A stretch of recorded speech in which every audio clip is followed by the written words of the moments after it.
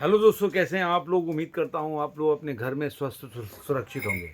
मैं हूं रणधीर सिंगर और स्वागत है मेरे चैनल में।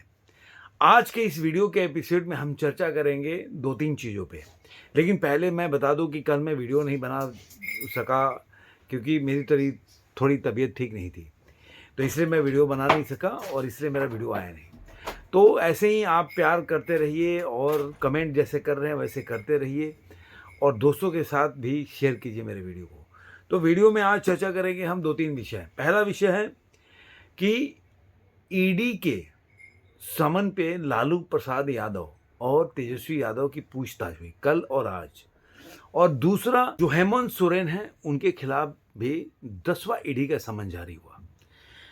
और एक और सब्जेक्ट है कि बीजेपी के एमपी हैं शांतनु, उन्होंने बोला कि सीए आने वाला है। तो इन सब पे क्या है अपडेट, यही मैं बात करूंगा। पहले तो मैं आपको बता दूं कि जो लालू प्रसाद यादव और तेजस्वी यादव के खिलाफ जो है ईडी का समन जारी हुआ है, ये देखिए, अभी इसको अलग पॉलिटिकली भी बोल सकते हैं और इसको ये भी बोल सकते हैं कि मोटिवेटेड है। जिसके खिलाफ होता है तो बोलेगा पॉलिटिकली मोटिवेटेड है, षड्यंत्र है, जो भी बोलेगा।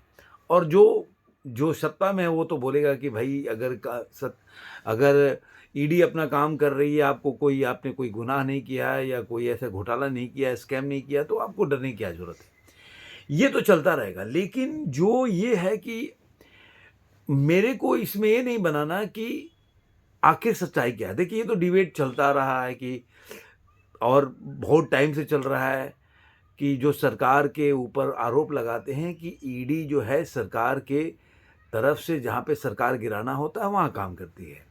मैं पहले इस पे भी बोल चुका हूँ कि देखिए, अभी नीतीश कुमार चेंज हुए तो उन पे ईडी का कोई उनके ऊपर कोई समन जारी नहीं हुआ या ऐसा कोई ईडी का डर नहीं है नीतीश कुमार को कि जिसकी वजह से वो बीजेपी में गए। वो अपने पार्टी की बचाने के लिए गए क्योंकि उनकी पार्टी टूट के कगार पे थी। और कोई भी आदमी राजनीतिक दल बनाता है, हमारे नज़र में वो गलत है, लेकिन जो पॉलिटिकल पार्टी बनाता है वो उसका सर्वाइवल मेन होता है कि वो पॉलिटिक्स में कैसे सर्वाइव करेगा। ये बड़ा महत्व क्या विषय है। कोई भी सोशल वेलफेयर करने नहीं आया तो सामाजिक सेवा बना का कोई वेलफेयर का कोई सामाजिक कमेटी बनाता, उसके हिसाब से काम करता। लेकिन पॉलिटिकल पार्टी है तो उसका काम है किसी तरह सत्ता में बने रहना और अपने दल को बचा के रहना। तो अगर उस हिसाब से देखा जाए तो नीतीश कुमार सही है। लेकिन अगर एक नैतिक जिम्मेदारी लेके आते हैं कि एक पॉलिटिकल पार्टी के नेता को जो इस पद पे बैठा है उसको ऐसा करना चाहिए, नहीं तो ऑब्वियसली नहीं करना चाहिए। दोनों अलग अलग विषय की जनता का सोचने का तरीका और जो पॉलिटिकल पार्टी का जो फाउंडर है या जो बोल सकते हैं कि नेता है वो अपने हिसाब से सोचेगा। तो ये दोनों के बीच में मतभेद चलता रहेगा। तो लेकिन मेरा मत यहाँ पे, जो ये बात पे मैं इसलिए कर रहा हूँ, मेरे को ये नहीं कर रहा कौन सही है ईडी गलत है क्या है। मेरा ये मसला है कि जो रोनी आचार्य हैं जो और चाहे मीसा भारती हैं, दो एक क्वेश्चन उठा रहे हैं कि लालू यादव जो हैं वो बहुत बीमार हैं, उनके ऊपर इस तरह का जुल्म किया जा रहा है। लालू यादव आपको बैडमिंटन खेलते मिल जाएंगे, पार्टी में जाते मिल जाएंगे, हर दुनिया जहान, कर्नाटक भी चले जाते हैं वो इंडी गठबंधन की मीटिंग अटेंड करने के लिए। लेकिन ईडी का मीटिंग वही पटना में अटेंड करने के लिए असमर्थ है क्योंकि उनकी स्वास्थ्य खराब हो जाती है। ये डाइजेस्ट करने वाली बात नहीं है। आप कोई भी व्यक्ति, अगर वो मान लीजिए कि घर से नहीं निकलते, घर में रहते, अगर तब ऐसा होता तो उनका कहना बनना पड़ता है। लेकिन ऐसे कितने उनके आपको वीडियो मिल जाएंगे जिसमें वो घूमते नजर आ जाएंगे, लोगों से बात करते नजर आ जाएंगे और कर्नाटक से लेके हर जगह घूमते जाते आते नजर आ जाएंगे। तो कोई ऐसा चीज नहीं है कि जहां पे लालू यादव एकदम बीमार है, चल नहीं सकते। पहला चीज तो ये। अब अगर आपके ऊपर इतने गंभीर आरोप हैं कि जब आप सत्ता में थे तब आपने जमीन के बदले, मतलब नौकरी के बदले जमीन लिया लोगों का, मैं आपको नौकरी दूंगा, जमीन लूंगा।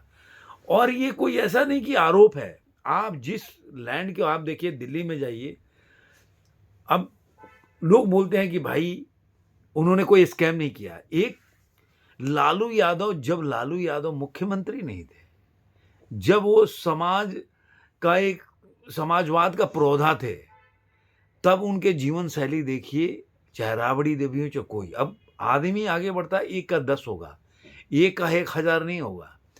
आप जाके देखिए कि उनका तेजस्वी यादव जिस दिल्ली के मेरे ख्याल से फ्रेंड्स कॉलोनी या मैफेयर गार्डन में उनका बंगला है, वो जाकर देखिए जे वो उस जगह पे उस बंगले की कीमत क्या होगी। और वो जो लैंड है, उसमें आज भी उनका तेजस्वी यादव के नाम से ऑक्यूपेंसी है। उसके अलावा जो मॉल बन रहा है, उसमें भी उनके नाम का है ज़मीन, वहाँ लैंड, कोई और बना रहा है। तो ये सब चीज़ें हैं, कोई मतलब ऐसा नहीं कि अचानक कोई 10 रुपए का घोटाला है, इतने अरबों का खरबों का घोटाला आप किए हो। एक आम आदमी, मतलब बहुत होगा तो आप राजनीति में आए हुए 40-50 साल हो गए। 50 साल में आप 5,000 10,000 करोड़ का संपत्ति बना लेते हो।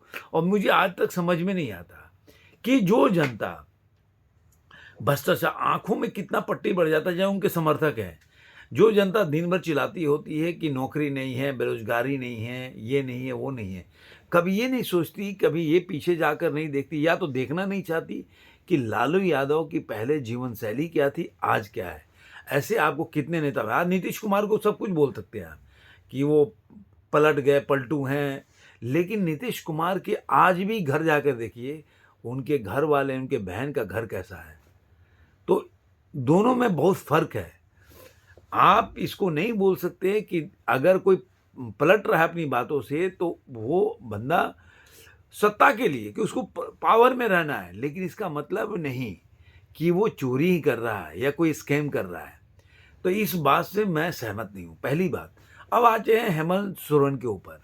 उनके पिताजी भी अभी, जो सोचिए कि मुख्यमंत्री हैं झारखंड के, और उनके ऊपर एक पोस्टर लगा मिसिंग का, जो 40 घंटे से लापता थे। यहाँ तक कि गवर्नर ने मतलब पूछा कि भाई मुख्यमंत्री है कहाँ, कोई खबर नहीं, कोई निशान नहीं। बाद में वो हाजिर हुए आज, और वो भी एक मीटिंग लिया उन्होंने अपने विधायकों का। उनमें उनकी वाइफ भी, कल्पना जो सोरेन है, वो शामिल थी, क्योंकि जैसे कि खबरें आ रही हैं कि उनको मुख्यमंत्री बना सकते हैं, क्योंकि उनके पास इतने गंभीर आरोप हैं उनके ऊपर, चाहे वो खनन घोटाला हो, जमीन का घोटाला हो, कई घोटालों में उनका हाथ पड़ा। अभी आप देखिए कि दिल्ली में जहाँ पे छापा पड़ा ईडी का, वहाँ से 36 लाख रुपया और 2 BMW। ये लोग देश के आदिवासी की और गरीबों की राजनीति करते हैं। आप सोचिए कि बंदा BMW में बैठकर और गरीबी की राजनीति करते हैं। मुझे याद आता है कि चंद्रशेखर प्रधानमंत्री थे, तो जब पहली बार मीटिंग में गए तो कह रहे कि वो, मेरे ख्याल से ताज होटल में उनका मीटिंग रखा गया था, तो वो जाकर देखी कि अरे यार 5 स्टार होटल में बैठ के गरीबी की बात करेंगे।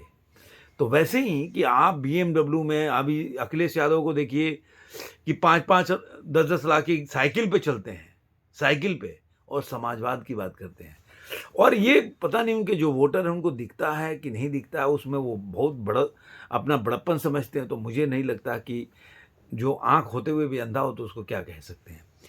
चेतना उनकी जागृत नहीं है। तो ये मैंने आपको हेमंत सोरेन के बारे में, उनका हो सकता है वो जेल में चले जाए, इसमें कोई दो राय नहीं है, इसलिए। और ये भी बड़ी बात है कि शायद पार्टी टूट जाए और वहाँ पे किसी और का गवर्नमेंट, क्योंकि फैमिली में ही लड़ाई चल रहा है कि अगर कल्पना सोरेन को ही क्यों बनाएंगे, क्योंकि भाभी लोग भी पॉलिटिक्स में है, तो उनको क्यों नहीं बना रहे हो। तो वहाँ पे अलग ही निशिकांत दुबे भी हवा दे रहे हैं, वो जो बीजेपी के नेता हैं बहुत बड़े, वो भी हवा दे रहे हैं।